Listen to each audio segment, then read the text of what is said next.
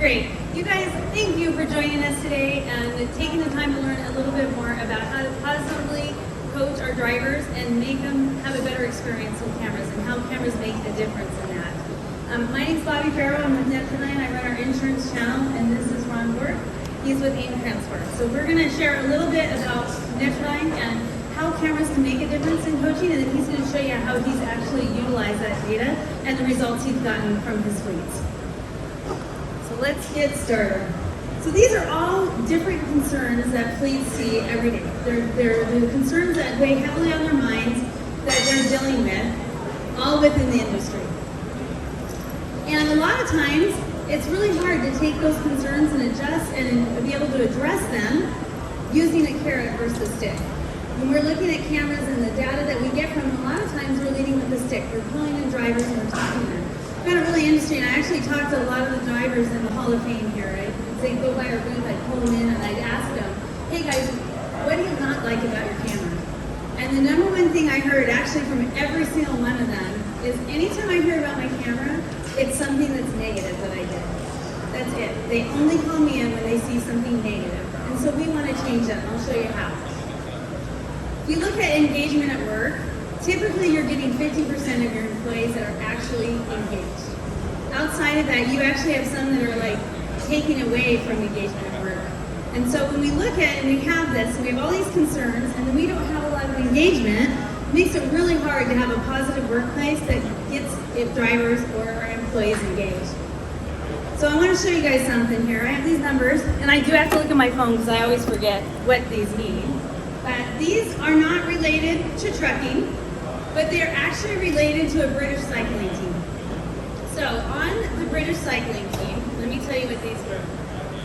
So from 2007 to 2017, the British cycling team had their best winning span of all time. They won, they won 178 championships.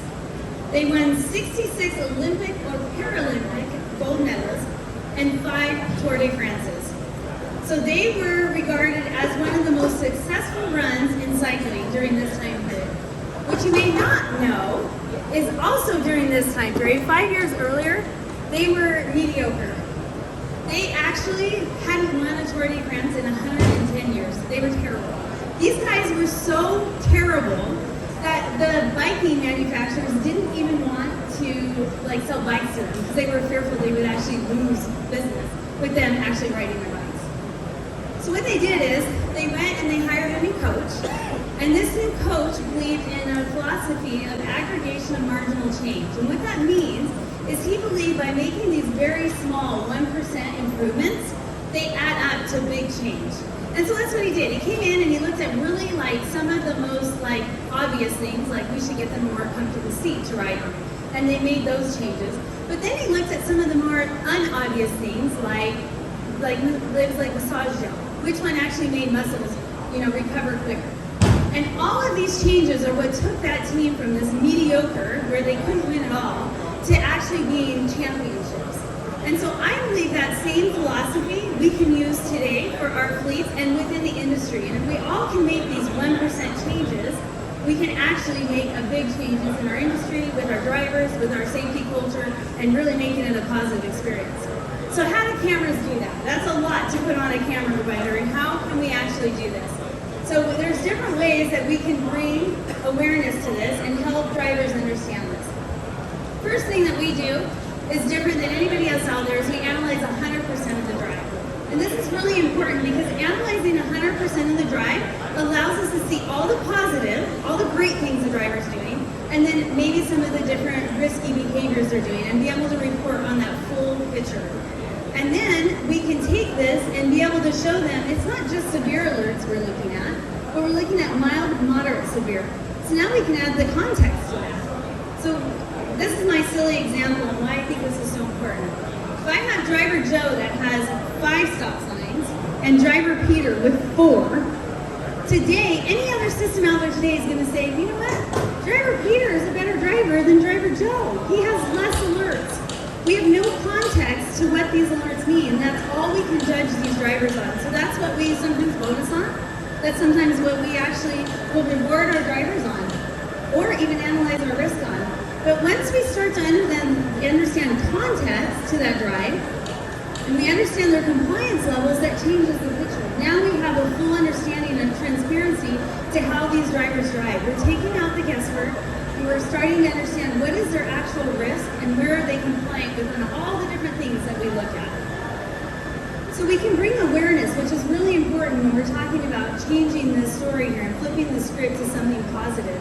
That we have a driver scorecard that we can show the driver, hey, here's where you rank in the fleet and how you're doing, and here's the things you can change to do better. We empower them by giving them alerts in real time and saying, hey, you're distracted, put down your phone, and we incentivize them to do that. If they do these things in real time and change that behavior, it doesn't offload an alert to their manager. So we encourage them, make these changes right here and now. And then we see those behavior changes because it's happening in real time and maybe not a week or a month later. The other thing we do is we give them freedom and empower them. So you can empower drivers by allowing them to understand what is our appetite for risk as a fleet. And if you're hitting these appetites of risk, then we don't need to talk to you. We know you're getting coached because we're sending it to our app virtually. You're seeing what you're doing in your most severe alerts. You're hitting the level of scoring that we need. And so then we can back off, and I call it managing the edges. We allow them to recognize our top drivers. Let's focus on the riskier drivers, and everyone in between, keep doing what you're doing. We know you're doing the right things. So we're changing the level of risk. We look at this and we say, hey, we believe you can function and operate in the green zone. And we can keep you trending towards the green zone, which is going to reduce any of the events that trend you towards a catastrophic event.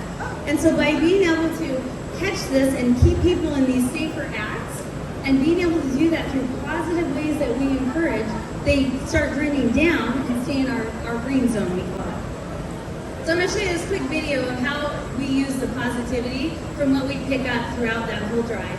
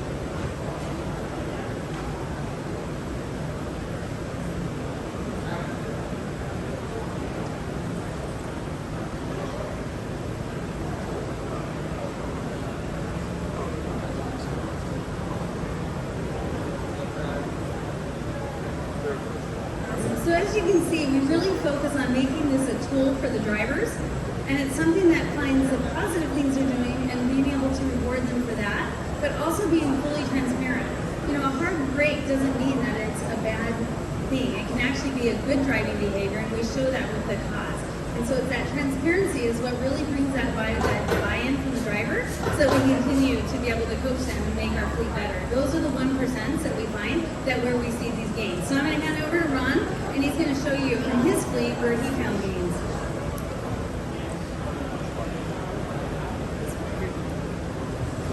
Thanks, everyone. And thank you, Bobby. I think that really sets the table well for what I'm going to tell you about what we've done in our fleet. I'm going to talk to you a little bit about our four-pronged strategy to get results from our drivers. We've used recognition, compensation, positive coaching, the most important thing, and the driver app, and we're going to talk about those 4 things. So driver encouragement, when those good things happen that were shown in that video, the driver stars, we make sure to share those events through the app. It's really easy. Press a button, make a comment. These are some comments that we made to some of our drivers, and these are a few of those events. Some comments were made. Just an attaboy, a good job to recognize the good work that they're doing out there. So many of them give us good minutes throughout the day. They go unrecognized. In that middle group, we have a lot of them in our fleet at AIM, And we make sure that we recognize all of them every day for all the good work that they do. And it's done just like this, and it takes us minutes. That driver app, it's the most powerful tool really in our tool belt. It lets us give context to the drivers. And at this point, in October, that's when we implemented our driver app, around October 1. And we saw our scores automatically increased. That risk score, that green zone score, goes on a scale from 0 to 1,000 plus some bonus points. And you can see this is our fleet average. As soon as we implemented that average, we went up to 900. And we began to fall after that. I'm going to show you, we kind of came down and we didn't have a holistic approach. We didn't have the 4 things that I mentioned before. We didn't have as much recognition. We didn't do any discipline. This was all based on self-coaching and giving the drivers context, giving them a little bit of information, and they instantly reacted. And this was an across-the-board change for all of our drivers, except for the few that were unengaged, like she mentioned earlier. There were definitely some bottom performers that we identified. I'll come to that later. This is one of the recognition pieces that we do. AIM is, it's a family-owned and operated company, and we try to recognize our employees. Everybody likes their picture in the newsletter. This is an example of that. There's a few things going on this page in addition to that. We've got some recognition and award programs listed on this side, a few that I'm going to highlight. Down here in the middle, biannual Carhartt jacket. So we put this logo in the upper right corner on the back of a Carhartt jacket. It says, "Leading the way, Guardian of the Highway." Just to recognize to those folks and the rest of our company that they're guarding the safety of everybody on the road by doing the right things every day. So this gives some recognition to those best drivers. The top 3 people each 6 months get this jacket. It's been a successful program so far. We're going to keep doing it. We recognize our monthly champion, and that's the person with the highest score. They get a customized hat. It says AIM Driver of the Month, Safe Driving Champion for each month. And we hand that out. All the drivers really respect that. They really go after those really very small awards. And when we look at the costs that go with the system, they're far, far outweighed by the savings. In our fleet, we've saved, our damage events were about 4 cents a mile over all of our 25 million miles. We're down to about 1 cent a mile in the last 2 years. So we've had huge, huge savings. And it pales in comparison to the really small inputs that we've had to give to get there. Another thing I want to point out, targets on backs. We make challenges. We'll have a top performer at each of our locations. If we've got Terminal A and John's the best driver in that terminal, I'll put a target on his back and I'll tell the rest of the guys, I've got $50 if you can beat John. And they all kind of go after him, and we have fun with that. We do some most improved contests. Anytime you've got a score, you can draw a sports analogy and have a contest. Anything that you want to do, whether it's head-to-head competitions, targets on backs, most improved driver awards, things like that. We try to not only conduct those contests, but publicize them in our newsletter. The gentleman on the top row with the hat, that's actually the champion hat. It looks like a wrestling belt. That's what it was designed after. It says AIM on the front. We're going to see a video from him later that we think is impactful, and he directly attributes the training that he received in the green zone to his success in this video that we're going to show you again. This slide is actually some of our lowest performing drivers. I took the names out, but you can see these are the lowest performers that we've got, and I've got the driver score here in like the 4th column. The top one is 630. The thing that I'm highlighting here is all the zeros. These are their alert counts, and every single one of these gentlemen are going to get coaching from us. So my safety team is going to be calling these drivers. They're going to lead with the positive. They're going to call the first guy up and say, "Joe, you've got a 630. It's not a very good score, but this is what you're doing well. Your distraction is at 0. Your collision avoidance, your backing alerts, U-turns, traffic light violations, I highlighted a few of them. Those are the things we're going to lead with. The one that really stands out to me on this page is way down here at the bottom. I've got 1-0 in speed. And I've got that one highlighted in red. and I follow across and I look at what this gentleman's alerts were, and I'm going to call this guy, I'm going to ask him, to continue with the speeding, congratulate him for being compliant with the speed limits everywhere he goes, never a single speeding alert, but we see we've got a lot of sign and signal violations. Sign violations are choices. We just need them to make better choices around those points, but I can always congratulate even the lowest performer in my fleet on something that they did really well. So when we look at context, we're looking at, when we get one speeding alert, and in this slide we've got stop sign violations. The thing I want to point out here is that we had 100 violations in the month of August out of 48,400 stop signs that we crossed. Our compliance is well over 99.5%. And we're going to see that along with that compliance, we've built that over time to get to nearly perfect. Our guys are not rolling through stop signs. And of the stop signs that we did roll through, we had a few severe and a few moderate, but we had only 100. That didn't just happen overnight. We started around 5%. So we were rolling through 5% of our stop signs. That's when our fleet score was 800. Same things happened with traffic lights. 87 red crossings out of 322 traffic lights. The time to stop at a red light is about 7 seconds before you arrive there. So we've got our drivers that were able to emphasize the Smith system to get the big picture and look down the road further. So we're training them to look into the future and make sure that they're able to stop at those stop signs and red lights. When we get to the lowest performers, the margins where the people are not responding to our positive coaching, our encouragement, our rewards, our recognition programs, when they're not responding, we know. We know that when we talk to a driver today, he's going to respond with a very good score tomorrow. Even the next hour, we can see hour by hour, I called the driver, we had a really nice conversation, a positive conversation about the good things that he's done and the good improvements that he can make. We see instant returns. We see almost automatic positive scores for the rest of that day and into the next days and weeks. The gentleman on this list will be at the bottom of that. So it gives us an opportunity at that time to identify the people that are just not engaged at work. And they give us the red flags all over their career with us.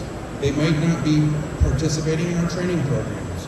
They might be seldom or never attendees at optional safety meetings. They're not doing any of the other work other than my job is to pick up and deliver. They're also not paying attention to the safety of the people around them. So we review their whole history with us, whatever it might be. It might be attendance, it's on-time performance, it's anything that is work-related. We review all of that for these bottom 10. And then we have a conversation with them about their future with the company or how they're going to improve. Maybe it's going to be a probation, maybe it's going to be a write-up. We'll have that conversation with our team. Our senior leadership's going to evaluate those people, but we use this system to identify those people that just aren't engaged and quantify exactly how professional they are in relationship to the rest of our fleet. Since we've implemented all these strategies, and it's grown, it's been incremental change over 2 years. Since we've done that, the first slide where I showed my fleet score was very choppy. You see it's elevated and it's smoothed out. I don't see big swings. I don't go from 850 to 870 in 1 week. I move 1 or 2 points. This morning I was at 914 for the current week. That was a week or so before we took this snapshot, but we just continue on a level plane. We just operate, between 900 and 920. That's where we live. And I'm now almost over a year. This is a 12-month chart. I'm almost over a year consistently in that 900 to 915, 920 range. So we're going to continue that into the future. And like Bobby said, once we get to the spot where we know we're safe, we know we've saved 3 cents on every mile that we drive, we are just going to wash and rinse and repeat and keep doing the same thing and keep rewarding, recognizing, and valuing, and most importantly, appreciating the drivers that are doing a good job. It also affects retention. and the guys that come in the front door. When we hire a driver, they know what the expectations are. So there's training that goes into it up front to make sure that they're aware of how we're going to view their performance and what the missteps and the potholes that they may hit, what they can do. This is another one of the results, probably in a bad spot, but this is our speeding compliance over the last 12 months. Even at the top of this chart, we're talking about speeding a little over 1.2% of the time, which obviously we're nearly to zero. Our drivers just don't speed anymore. We've done nothing more than coach them on speed, show them where they stand in the fleet, give them their score rankings, and how they can improve their performance. It's a key indicator for us. Additionally, we've got an 850 goal. One of our compensation programs begins at a score of 850. If they don't hit 850, they don't qualify for compensation. Back here a year ago when we started the program, you can see we were running about 50%. The top green line is those drivers over 850, and the bottom red line are the gentlemen that have not made it to 850. In a given, I guess we're looking at months here. I get this data by week or by month. This is by month, and we usually have about 35 drivers that don't make it out of our scored fleet of about 325. So 10% of the people are below the Mason-Dixon line. This is the gentleman I talked about before. You know, he had an eye-opening. It was an incredible experience on the road. Netradyne taught him. Here's his quote: "The Netradyne solution trained me through awarding driver stars to scoot over for people on the shoulder. Now I have a new outlook on life." And we're going to see one of his events. He was in the mountains of Pennsylvania or Virginia, I forget, just going down the road in an isolated area, and he comes up on a vehicle on the shoulder. And I think it's going to play next. Click again. Here we go. So you see, we've got a vehicle on the shoulder. He's already moving over. And what we just avoided was a truck-assisted suicide. He just saved a life. That person was trying to commit suicide. She was overdosing on drugs. He immediately, you can see he's already headed for the shoulder. After that happened, he pulled over and ran back and saved her from doing it again. By that time, he realized that she was overdosing on drugs. He got in her car to put the hazard lights on and saw empty pill bottles in the center console, called the authorities, and stayed with her until the authorities arrived to make sure that she continued to be safe and as safe as she could be in that condition. So he definitely saved a life. Netradyne saved that life, and probably a lot of other problems. I know that we saved a driver because he went from a very good driver to one of our best. He's one of the guys that won one of our jackets after that because he believes now. He knows why he's doing it. It's a really strong motivator for him and for a lot of the people that have seen this video. That woman was going to be dead. I'm going to hand it back. When Ron shared that story with me, we were in Indianapolis, and he shared that story with me, and I said, that's our why. That's why we do what we do. And that's how we can't get those results if we don't try to make small changes that add up, and if we're not positively doing this to our drivers that they want to make those changes. So if we're only going after them with a stick, we're never going to get the results that Aim's been able to achieve, and to be able to see the results he got from that driver. He's a believer now. So anyway, thanks for your time, you guys. If you have questions, please come talk to us. We're happy to help anybody.